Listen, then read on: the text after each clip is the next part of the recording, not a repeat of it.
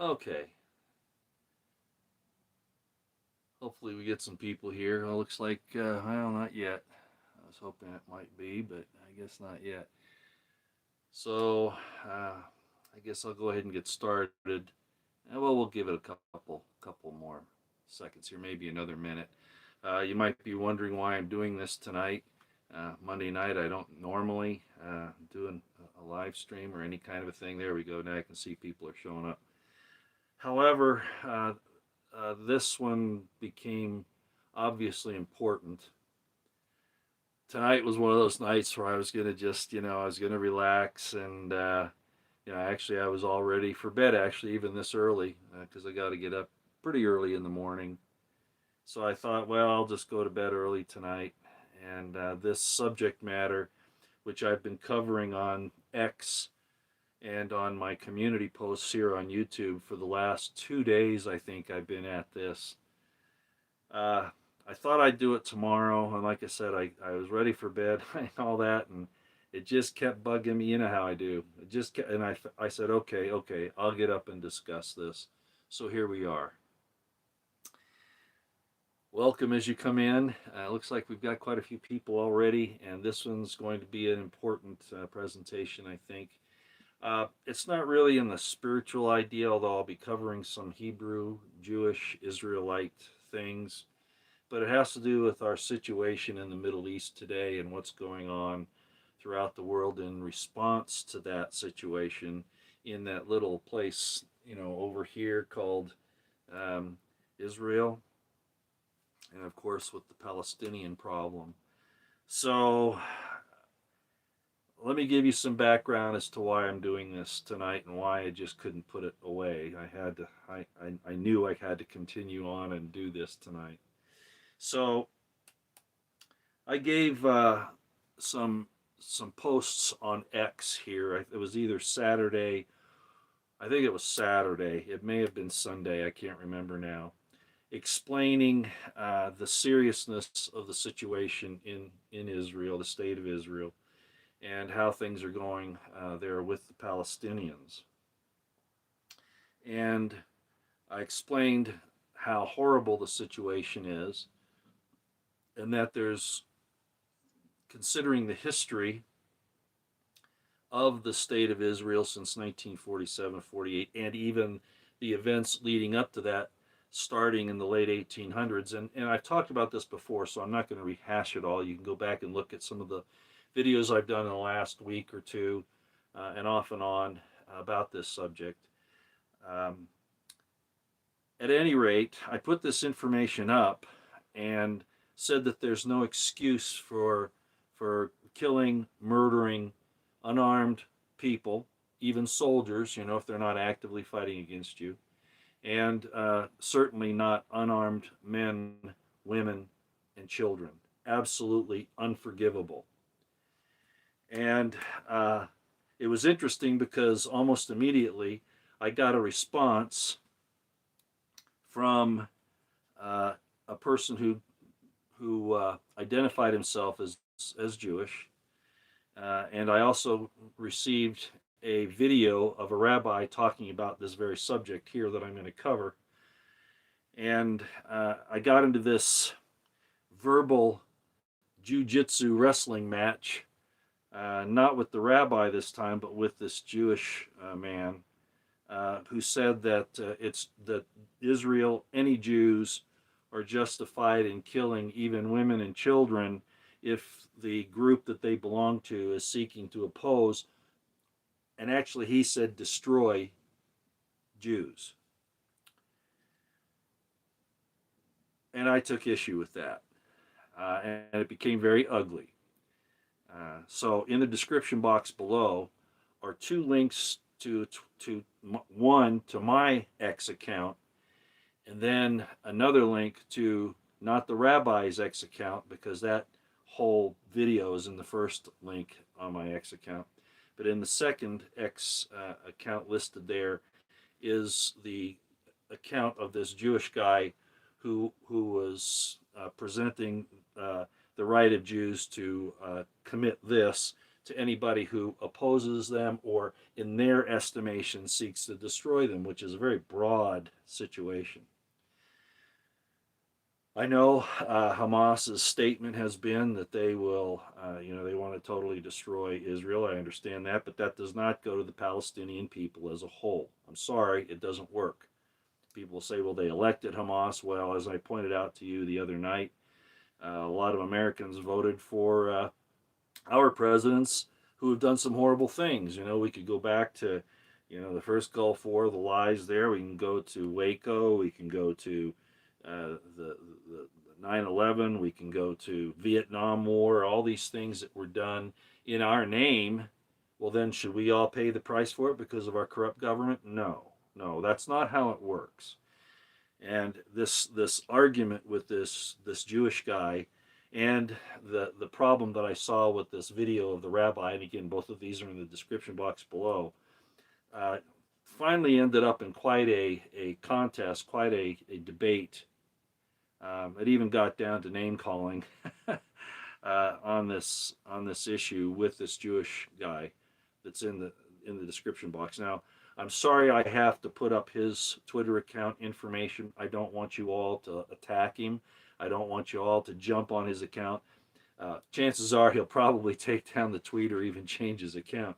I didn't put it up there so that you would attack him. That's not why I did this. So please don't. I'm asking you not to do that. It's just that I was looking at how I could present what he was saying on this live stream, and there was no other way to do it. I was thinking about taking a picture, but I can't load up a picture on here, blot out his name and all that. I can't do that. So please don't attack him. It's there for information purposes to show you how a lot of these people are thinking, okay? Because they deny this. This one, he just got so upset, he just spouted it out, and frankly, it was the first time I'd ever heard it other than from the rabbi that's in his garb in the description box as well. So both those links are there, and they are the X accounts. So if you don't have X, you'll have to click on those links, copy them, and then put them in your search engine. If you have X, then of course you'll be able to go right to it. And for those of you who don't have X, I know that extra step is a little bit of a problem, but I really don't have any other way of presenting it to you. Okay, so just if you can possibly look at those, it's very important. But I'll get into it right now and tell you what they said. So the first link there is a rabbi who basically is saying that the Jews are justified in killing all men, women, and children, everything, if people oppose Israel or quote unquote seek to destroy it, but without giving any explanation of that, any parameters. Then on the second one that's there, that Jewish man said the same thing. I can't do this in a totally. I can't give you all the background information, the historical information, the scriptural information, and all that. I think you can look it up for yourself with just the information I'm going to give you here. Most of you will be aware of this anyway. Where this comes from, and it didn't show up until Moses' time, actually Joshua's. It happened in Moses' time, but it was actually, we're going to talk about Joshua. What occurred was, of course, when Abraham, in the story, got his call from God and he went to Canaan, he was told that he and his seed, his progeny, would receive that land as an inheritance. Well, okay, that's their testimony. All right, I'm not going to argue at this point whether or not that's a real land title or not, but because they lost it many times because of the posterity did, because of their internal strife and also frankly their evil. But at any rate, that's where it kind of starts, and Abraham doesn't start killing the Canaanites that live there just because they're there. He doesn't do that. He was known as a friend of God, and he had loving kindness. That was Abraham's legacy, was his loving kindness. So at any rate, of course, the time passes and you go through the patriarchs, and then you get down to Moses. and Moses takes the Israelites out of Egypt, and they don't totally destroy the Egyptians. That doesn't happen. Okay, there's no utter destruction of the Egyptians. They don't the Israelites don't justify themselves in killing every man, woman, and child in Egypt. They go on over into and they make their treks, and they end up, there's some problems with the Midianites, and they fight them and some others, and they do totally slaughter a lot of these people, men, women, and children. Not just the Midianites, but I'm just saying generally there in the area they do. But there was a stipulation as to why that happened. It wasn't just because they weren't Israelites, or because they didn't like the Israelites and wanted to fight them. Um, it really came down to the fact that, yeah, some of them did oppose and wanted to fight and go into battle with Israel at the time. But the real stipulation on this thing here, which I'm going to get into in a minute, it's called the Charem. Charem was these nations amongst the Canaanites. Basically, we can. There's some under Moses too, but I'm gonna just talk about Jericho, the Amalekites, the Canaanites in general. A lot of those, according to the scripture, I'm not even admitting that God told them to do this, okay? There's some problems with this whole thing. I'm not going to get into that tonight. I'm trying to give you this from the Jewish perspective. Because of their real wickedness with these people, they were into bestiality. I know it's supposed to be pronounced bestiality, but bestiality, so you know what I'm talking about. Um, some of those gender questions. They were into child sacrifice. They were into all the Moloch, Baphomet, Baal worship, okay, which wasn't just a religion they sat around and discussed doctrine. They actually did horrible things, okay, to each other, to their children, to their animals, okay. They were really, really bad societies. So, in Jericho, for instance, most of you will remember this, um, two spies went into Jericho and they met this prostitute who said that she would help them out. So they told her, they said, okay, because you have helped us, you'll be spared, but we're going to kill everybody else, everything. Everything's going to be destroyed. Everything, not just the men, women, and children, but we're also going to utter destruction. And of course, if you know the story, she escaped with her two daughters. The Amalekites, they were a problem. A lot of people think that they were descended from the Nephilim, or were the Nephilim, descended from the fallen angels. I'm not going to get into that discussion tonight. There's some evidence of that, but that's really not the issue. The issue is that anybody today, especially people in Western Europe and North America, are considered Amalekites. And in the Talmud, and even though the Talmud was written long before, the Americas were discovered and all that, and Western Europe was involved in all these things, still, modern Jews consider North Americans, specifically white North Americans and Europeans, to be the Amalekites. Now, what about the Amalekites? Well, the real turning point there, they had battles with Israel quite a bit. And during the time of King Saul was told by Samuel, the prophet, that you have to utterly destroy. God says you have to utterly destroy the Amalekites, men, women, and children. Kill all the livestock, everything, and don't take anything for yourselves. In other battles with other people, they were permitted to take the spoils of war, but not from the Amalekites. So what happened was, if you remember the story, is that Saul spared the King Amalek, the king of the Amalekites. And for that, he lost his right to be king, and David eventually came in. Okay, that's kind of the real quick background story. And then the Canaanites in general, who also practiced these Moloch, Baphomet, Baal worshiping, where they did horrible things to each other and to their children and even to their animals. So they polluted their entire population with this degenerate activity that was so bad that there was no fixing it. Okay, now And I'm not God, so I can't say that it would be right to destroy them utterly or not, but I understand the concept behind it.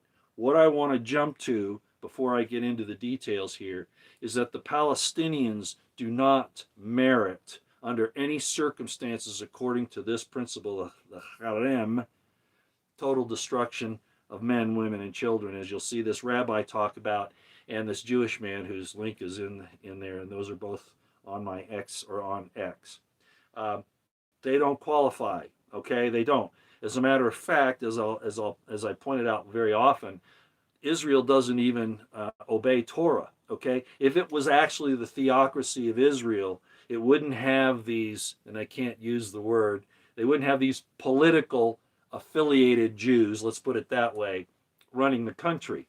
Okay, it would be set up properly. There are regular Jews around the world who are in the diaspora and even in Israel itself, where they totally disagree with what's going on in Israel. Okay, totally. And I mean the political situation, who's in charge, their claims, and of course there's a battle about where these people have come from. That's all internal. It's happening even there. But what the point of this is that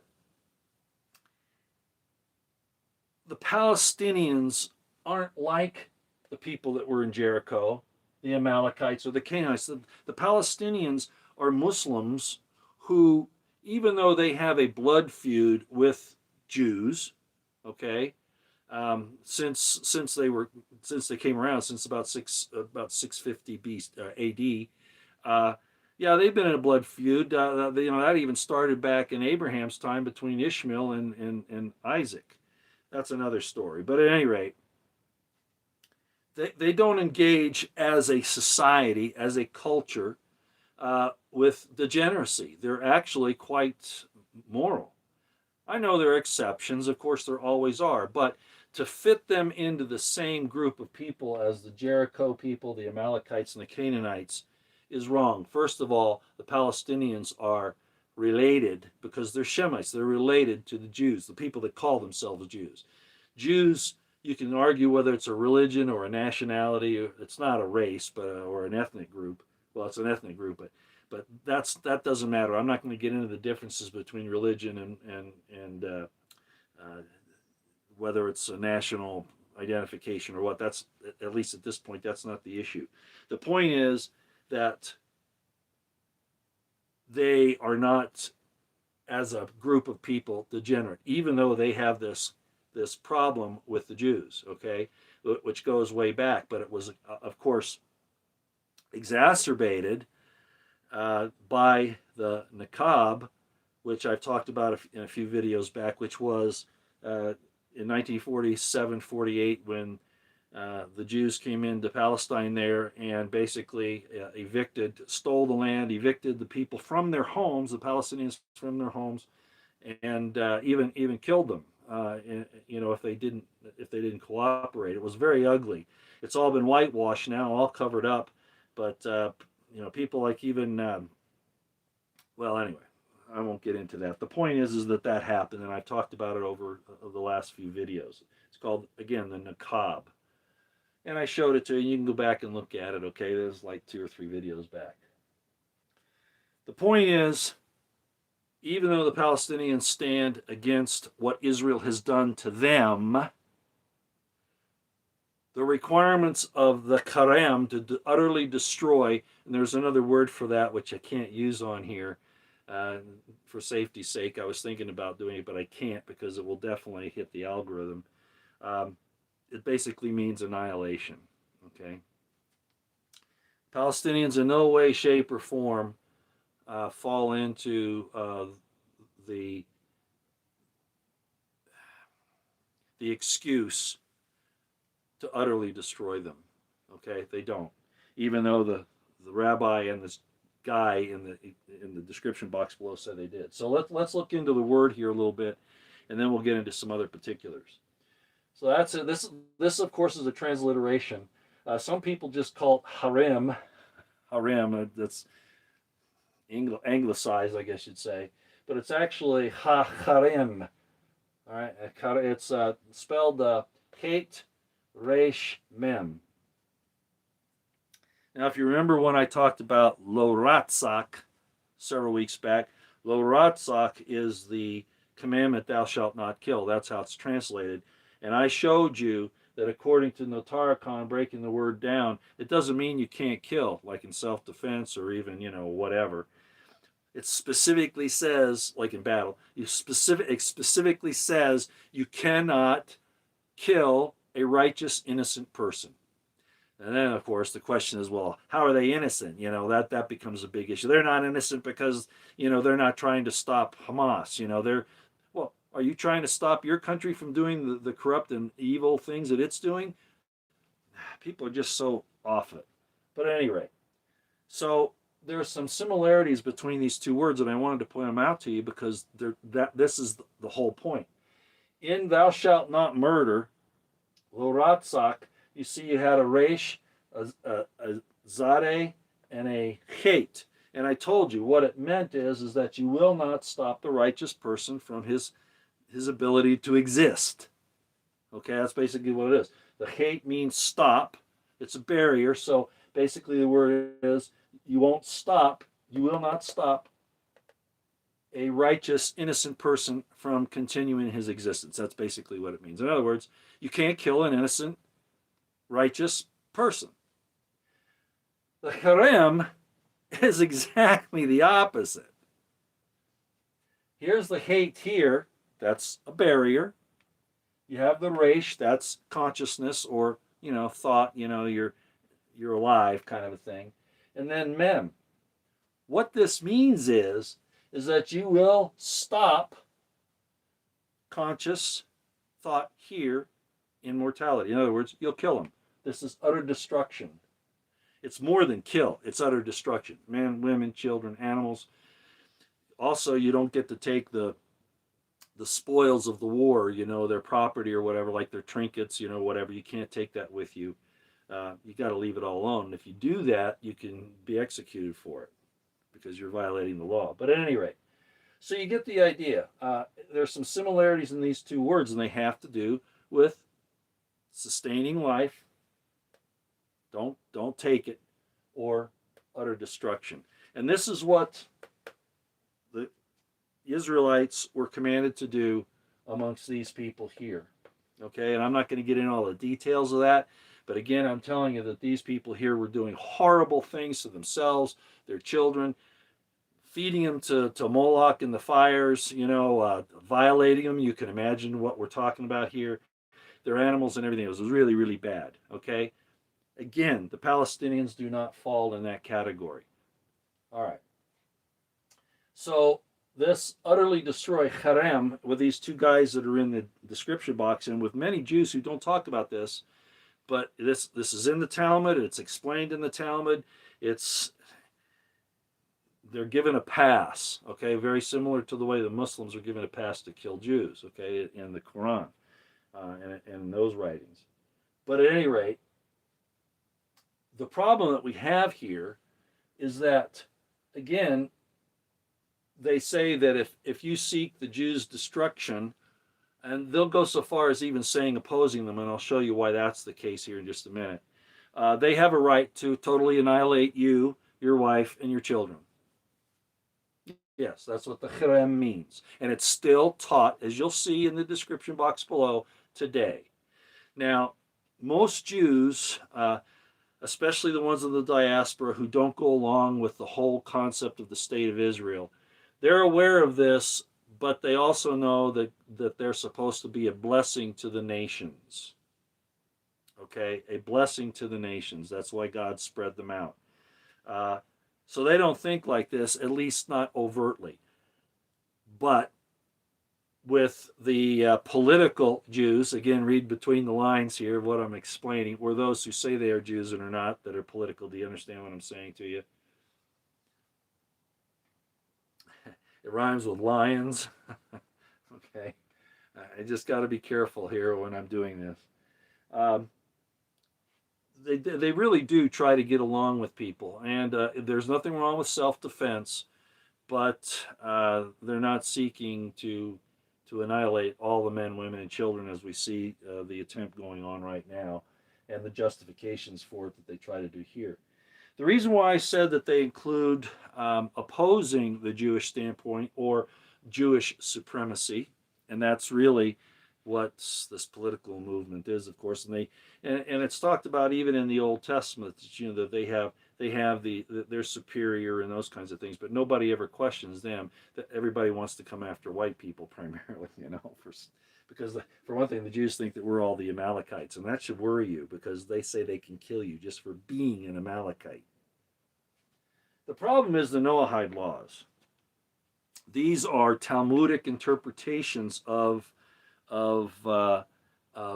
Torah, especially the part on the commandments, the Ten Commandments, etc. It's kind of based on that. The problem with the Noahide laws is that, and this is the one that Christians miss all the time when they want to throw in their hat with Israel. Yay, Israel! Never mind that the current state of Israel, in my estimation, and I think I've proven it and can prove it again, has nothing to do with ancient Israel or even the true Judahites, Jews, okay? I've talked about that in the past. I don't want to belabor the point here. This is the important thing. Under Noahide, one of them is that if you worship an idol, they can behead you. You will be found guilty if you believe in another religion besides honoring their God. If you honor any other concept of God other than their concept, Hashem, I'll just use that, then you can be executed. So you're opposing their religion. And it says it right in the Talmud. And if you read the Noahide laws carefully enough, it says that if you worship an idol, they can execute you if they put the Noahide laws all over the world. That's what the Jews want. They want to rule the world. They are the Messiah without metaphor. Again, not all of them think this way, but certainly these, like I showed you with Netanyahu and broke down his name. It's all there, okay?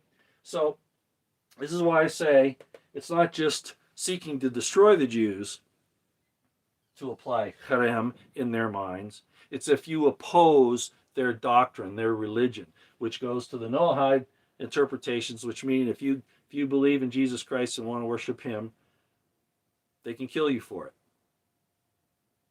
So the Charem is working even with those who merely disagree on doctrine, religion, etc., who God is and all that with them. They'll kill you for it. Okay? So it does apply to those who are just opposing Judaism in the long run. And they just soon do it now, by the way.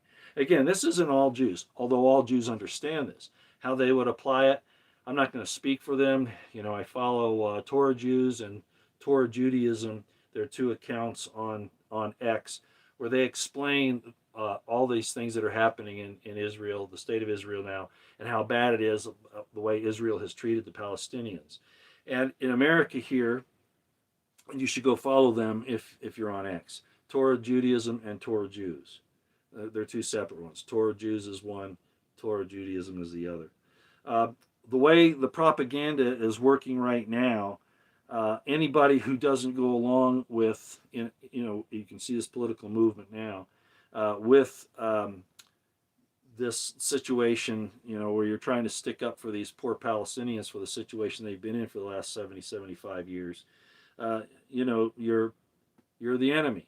And that also includes if you're a Torah Orthodox Jew who stands against what's happening in Israel, and you want to work with the Palestinian people. They beat them. The Israeli authorities and the politically oriented Jews, again, that rhyme with lion, will beat these Orthodox Jews up. They even arrest them. If you watch some of the things on X or on YouTube, you'll see. Well, YouTube doesn't have it. You have to see it on X pretty much. The point is that it's a really nasty concept, this harem. And frankly, and I put this down at the bottom, but I'll jump to it today, right now, because it's kind of important. Israel as a state, I said a few minutes ago, is nothing like the Israel of ancient times.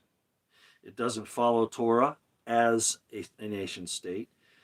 many Orthodox Jewish people, including the Lubavitchers, will say that, and question on the Lubavitchers, but basically they say that there is no nation state for Jews right now because God told them they couldn't have one. And I'm not going to go into the history of that as to why until the Messiah comes, and then they can build the temple in Jerusalem, and then they get to return to the land. That they say that everything that's going on now is out of line because the Messiah hasn't come in their mind, and the temple's hasn't been built. Well, how does the temple be built unless they're there?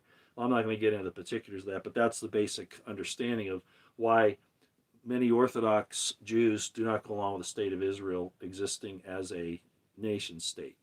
That there is no homeland for the Jews, and there is not supposed to be, at least not at this point. That's a whole nother class, and I don't want to get into that. But the point is, there's a lot of debauchery in Israel right now. They don't not only not follow Torah in the general ideas, they'll have some of the holidays and stuff like that, but there are Torah laws that they prohibit. So they're not following Torah. And I'm not going to get into all the details on that either. But what they do, and if you Google this, you'll see it. Go even on YouTube. There are pride parades there. They push that whole thing, which I don't want to say. I don't know if you can read this here. It's Lima Golf. Yeah, I think that's right. Yeah, Lima Golf. You know, I don't want to go too far, but I think you get the idea, right? That's okay in Israel. Of course, usury, using people. I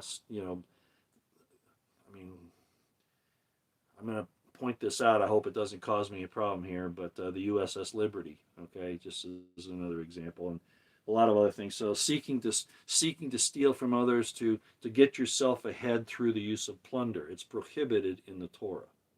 Okay, so they don't abide any of that. So at any rate, what I'm saying is that even if it's true that the Palestinians fall under this category, the state of Israel and Jews in general do not have a right to apply Charem to people because they are allowing these debased practices to occur in their religious organizations. Even there are actually synagogues that are run by rabbis that will marry two guys, kind of thing, okay, stuff like that. And in Israel, there's this big celebration on those issues, et cetera, et cetera. Okay, so they have no right to try to apply Charem under any circumstances because they're allowing in their nations now, and in the Talmud and in the religion generally, not so much the Orthodox, to do all the things that the Amalekites, Canaanites were destroyed for, with the exception of child sacrifice. And sometimes I wonder about that.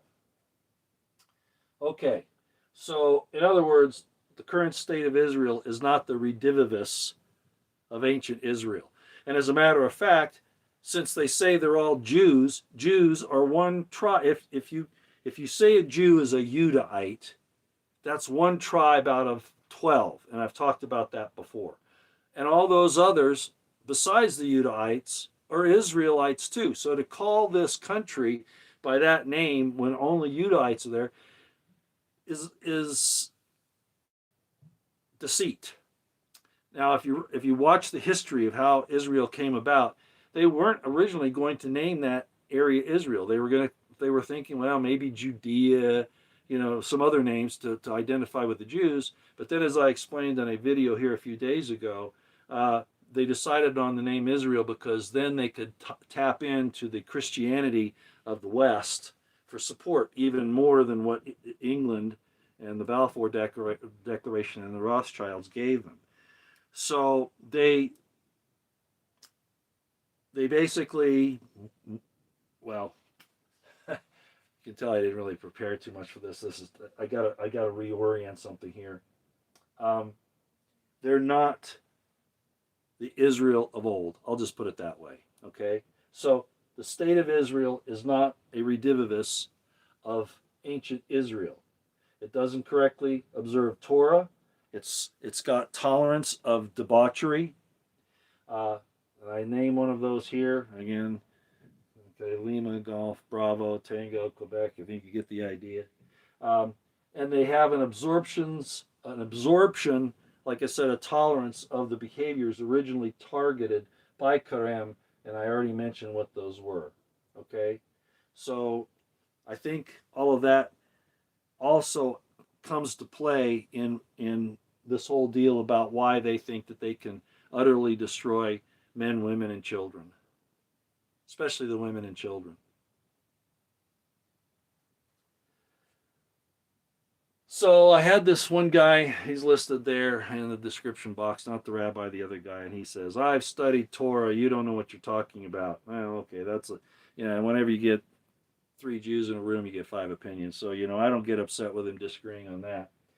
But what I pointed out to a lot of people that were watching this exchange was that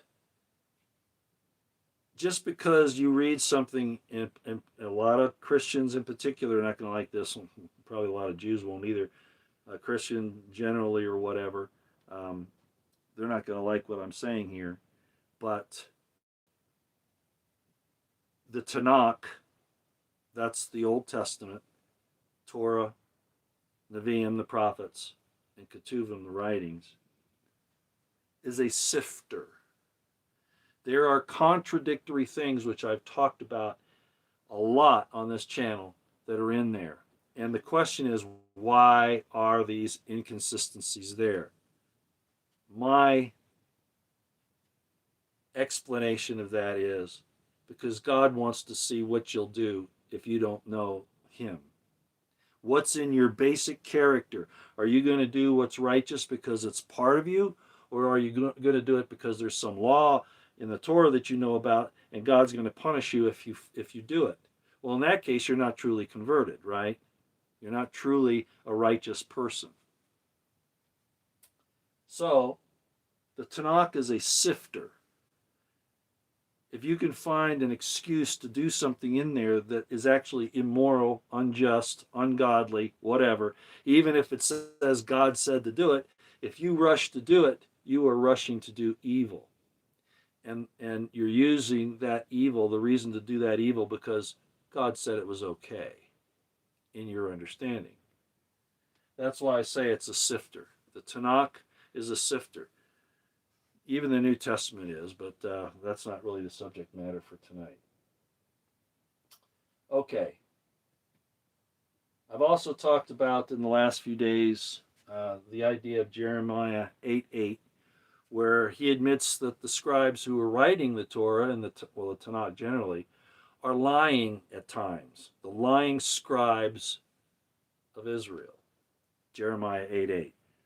Well, there you go. So now we've got some problems, of course, in the interpretations, which again, modern day Jews can't use the Charem because they're not getting the right information. Everything's been questionable, even through the way it's been translated. And I've talked about that, like, for instance, thou shalt not murder is really, thou shalt not kill the innocent or the righteous.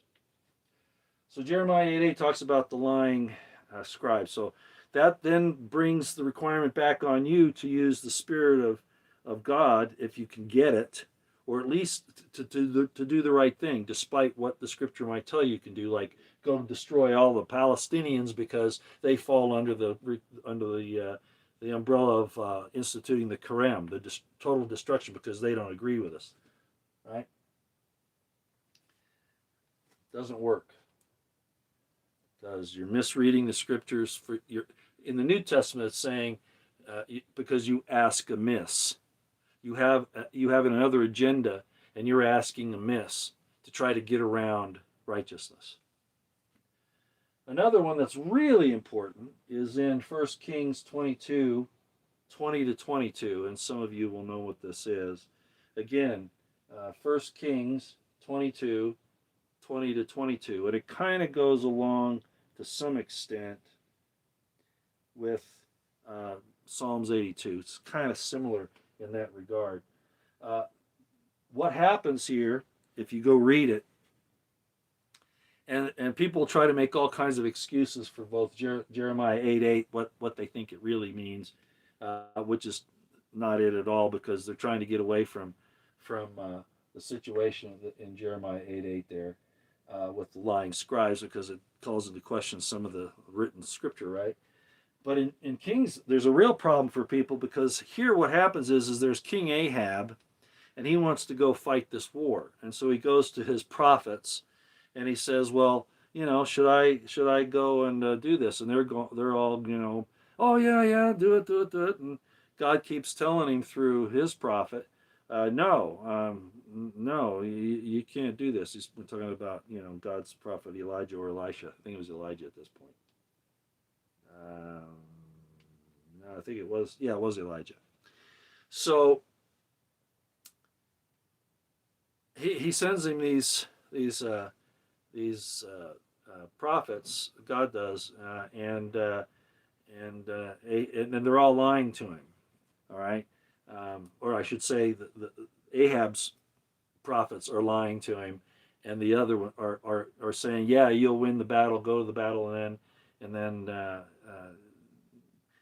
God doesn't, or talks to the angels. Let's put it that way, and he says, "Who can get Ahab on the course here? What do we do to fix him? What do we do here?" And he goes through a number of these angels that come up to him, and he says, "No, that's not going to work. That's not going to work." Again, you can read it in 1 Kings 22:20-22. And finally, one of the spirits comes up. I'll just say spirit instead of angel. One of the spirits comes up and says, "I'll tell him he'll win. I'll lie to him. And then he'll get punished for it. I'll lie to him." And what happens? God says, "That'll work. Go ahead and lie to him." A lying spirit. God sent a lying spirit to Ahab.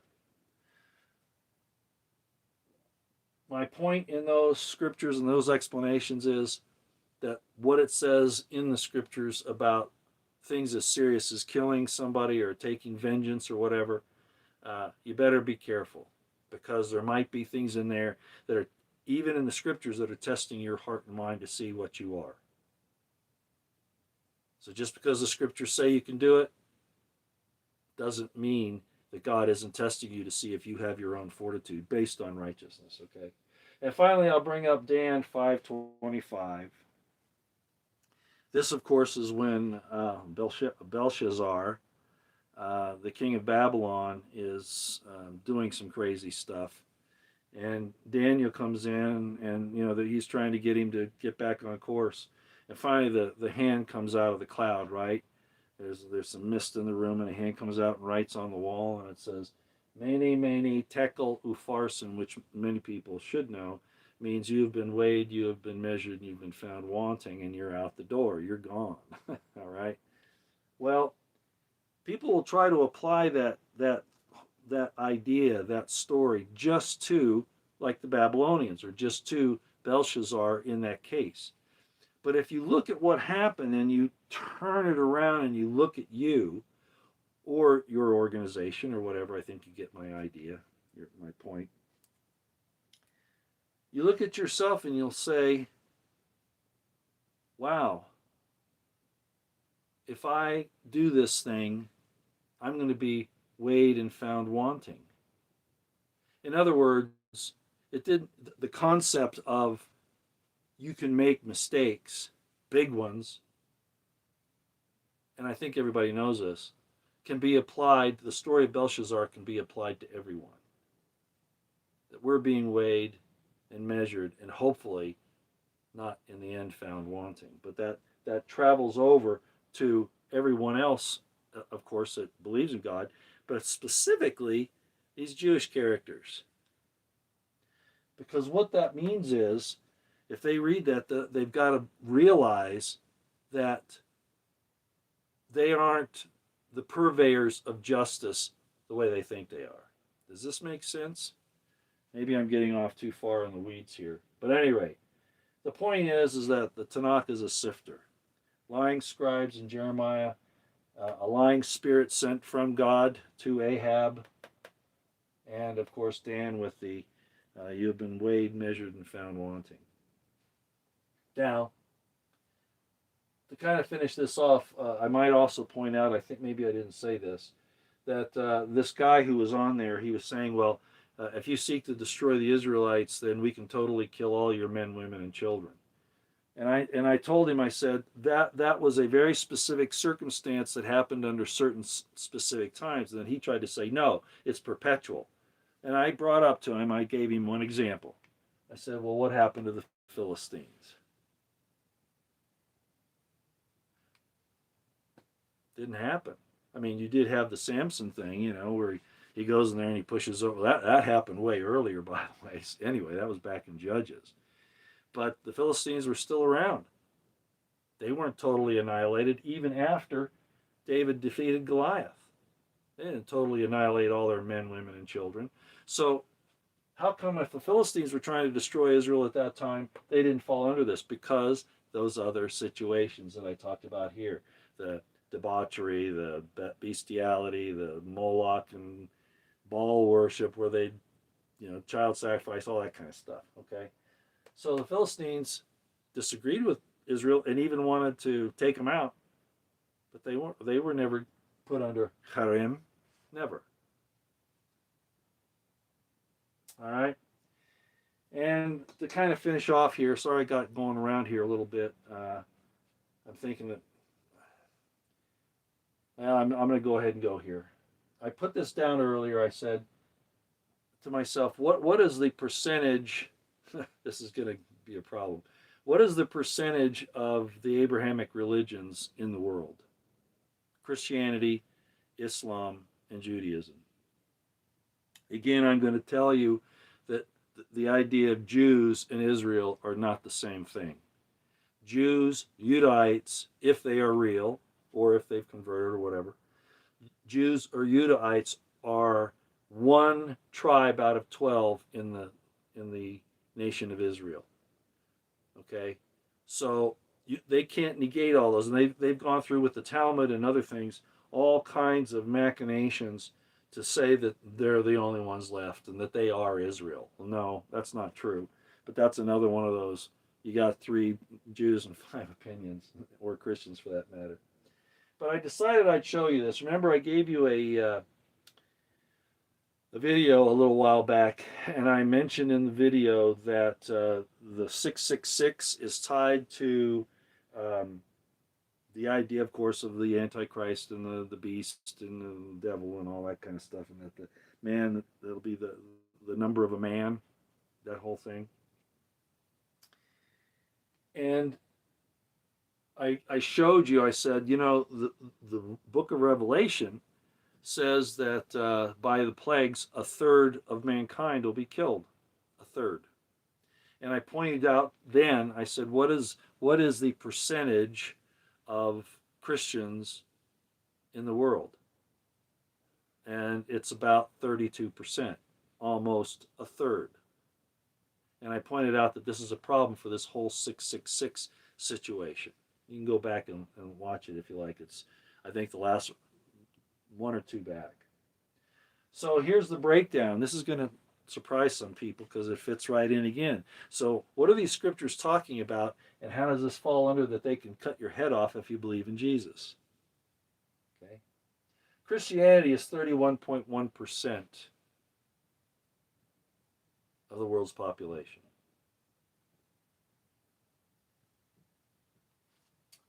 Islam is 24.9. Jews, 0.2. Isn't that interesting how these guys always end up in these governments, institutions, financial institutions, businesses, things like that. Places of power. Why is that? Well, they'll say it's because, they're like very studious and industrious and all that. And I'm not going to argue that, but it filters into all this in a way I don't really want to explain right now, but I just wanted to point it out to you. So again, a third of the people of the earth will be killed by the plagues, and I told you that this book is a battle plan for the bad side as much as it is a good side. I'm talking about the Bible. So if that's the case, well, here we are. This is the. And some people say, yeah, that's martyrdom. Yeah, but remember it says killed by the plagues. Okay, the plagues that are sent on the rest of the world, right? Okay. Anyway, the point is, there's your 31.1% of Christianity. Basically, 25% is Islam, and 0.2% are Jews. And according to these particular, this one rabbi that I told you about, and this one Jewish guy, and I feel bad I had to put his thing in there, as I said, but there was no other way to do it.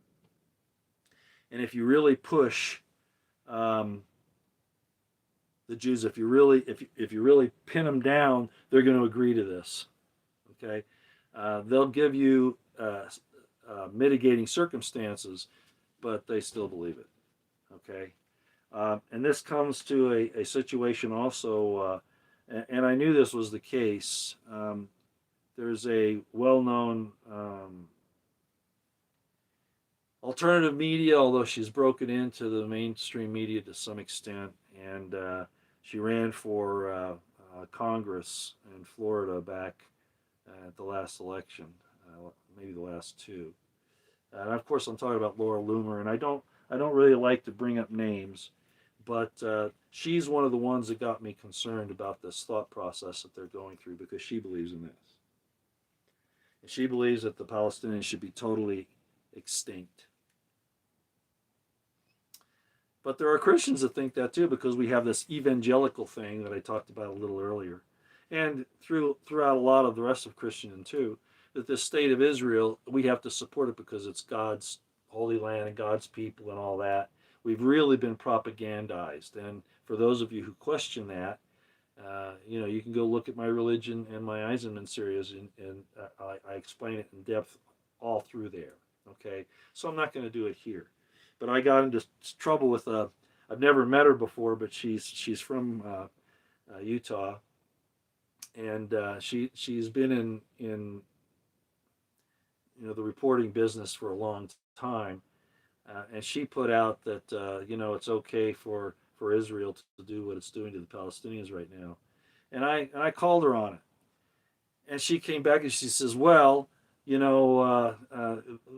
meaning the Palestinians, or the Hamas in particular, executed women and children of the Israelis.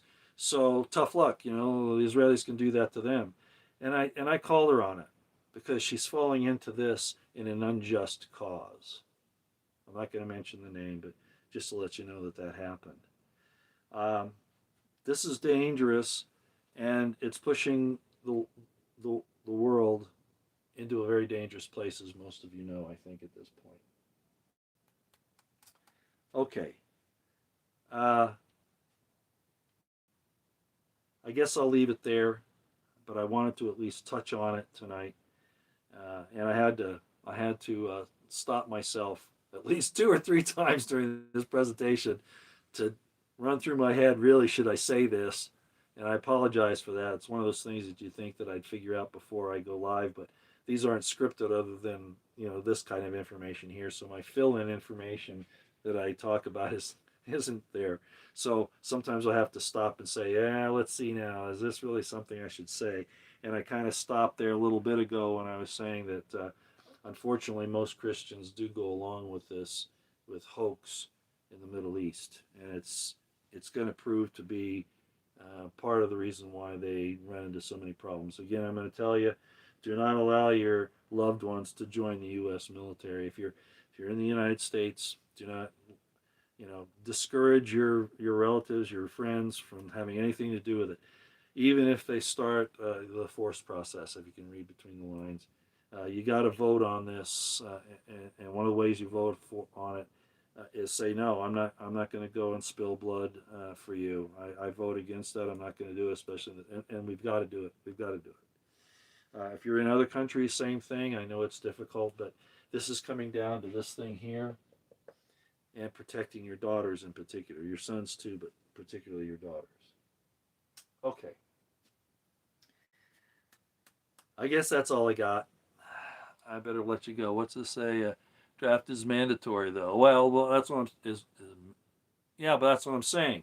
I don't care if it's mandatory. It's not illegal, first of all, not under the Constitution. It's an act of Congress and etc.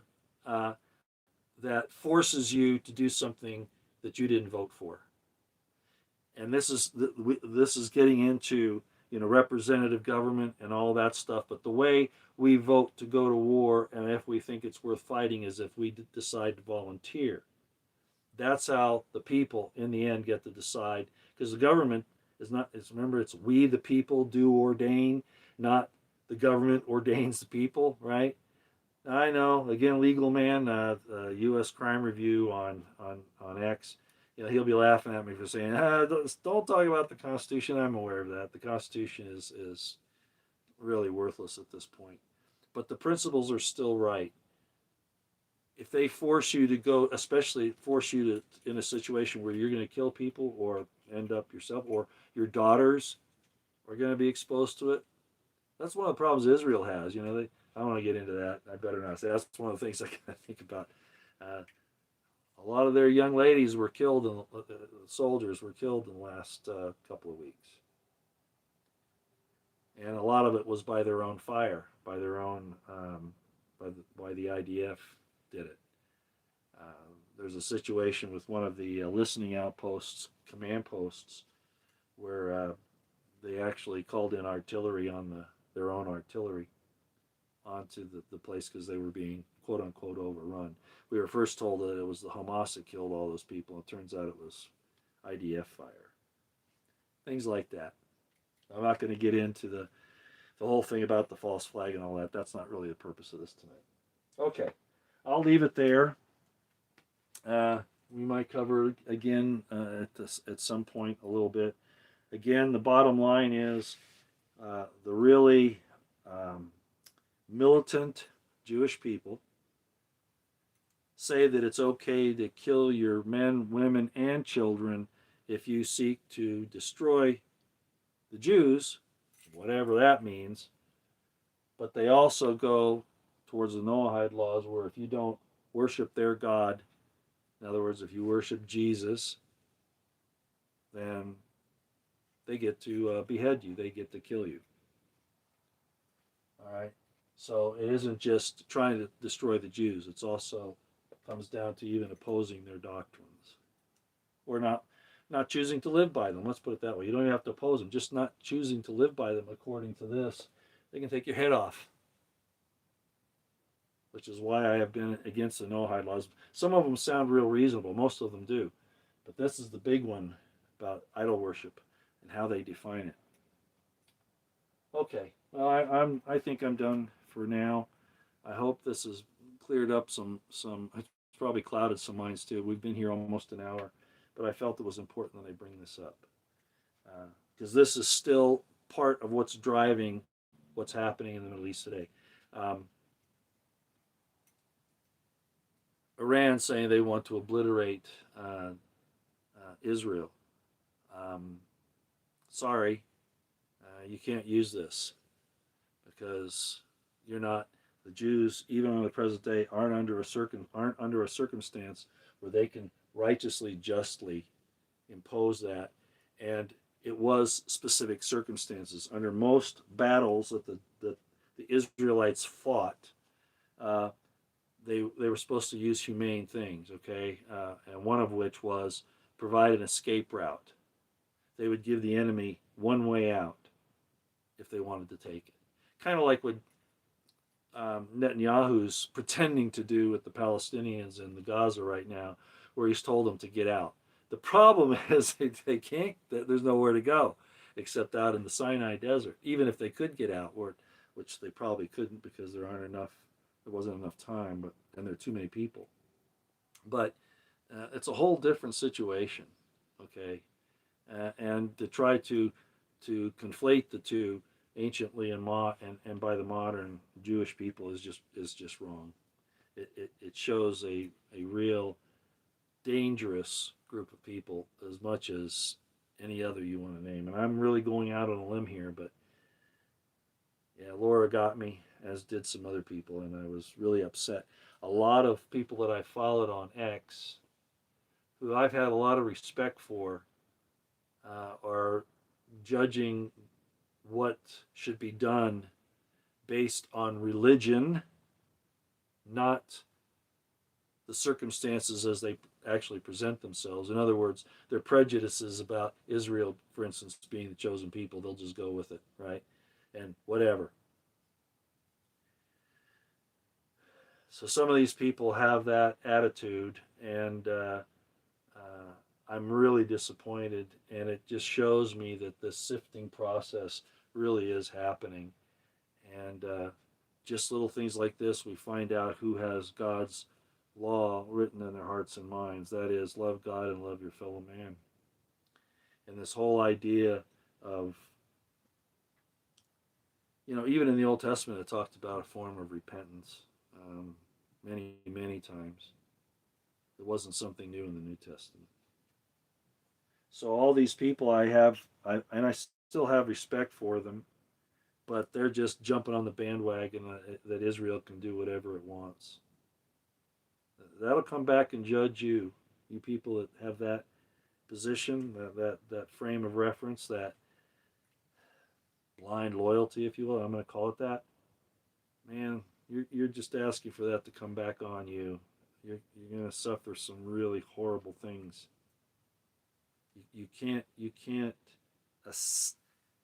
agree to the slaughter of innocents.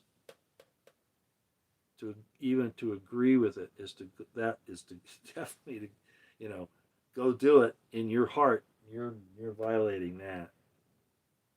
And then if you actually do it, actually involve yourself in it, there's some really serious problems with that.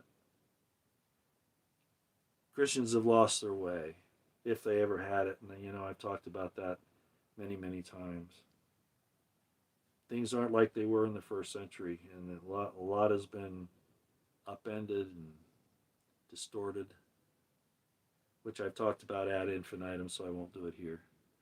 Okay, let's see, what do we got here? I guess I've got you here this long. I guess I ought to see if there's some questions I can answer. I'm sorry I've got to do this, but this is the only way to do it. Okay, and boy, I don't like the way they're doing this new chat on here. I might have to start using my computer again. Shriners dip. Yeah, I don't want to get into all the real details, and so maybe I won't look at the chat that close. The danger of doing this here is I'm not telling you to be angry at the Jews and to hold them in some kind of derision. As I said, do not raid that other X account, that guy. Don't raid him. Don't jump on there, okay? Just don't. I'm putting it there for your information that this attitude really exists. And we have to be aware of it, especially with what's going on now. All right. Let's see, Royston. Joshua, yeah, well, that's what I was just talking about with Jericho, for instance. Yeah, I have my own feelings about that. I'm not going to get into it. I question all of those situations. It depends. Each one is different, and I gave you the parameters.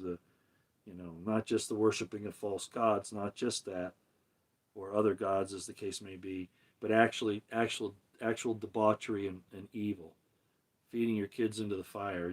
Those are the kind of things. So Joshua had a little different situation than we do. Okay, Palestinians aren't doing any of that. All right, let's see.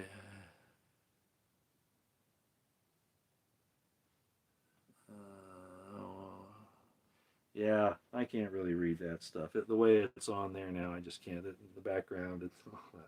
So I'm sorry I'm wasting your time now. If you have questions, I'll look at the comments this time. Maybe tomorrow if I get a chance. And if I see some legitimate questions, I'll come back on and answer those. All right.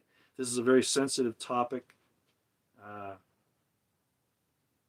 Religion means control. That's really the idea of it. And they've tried to divide us in a number of ways, and to get us to submit in a number of ways. And of course, a religious holy war is uncalled for, but that's one of the tools. Okay, is the division, this hatred, this blood hatred, and then it spills over into all this other stuff. So, like I say, this has been a sensitive topic, and I apologize for having to think ahead while I'm talking and not commit myself to certain statements. Not yet. All right, everybody. Hey, thanks for coming. Ron Wyatt. Well, why talk about? Is that the subject matter we're on here, Ron Wyatt? Why do you guys do that? I've complained about that before. You've covered a lot, Roy. Okay. Oh yeah. You know, if you're gonna make a statement, whoever just brought up Ron Wyatt, who's that? I'm gonna call you out here because this happens all the time. Mass one.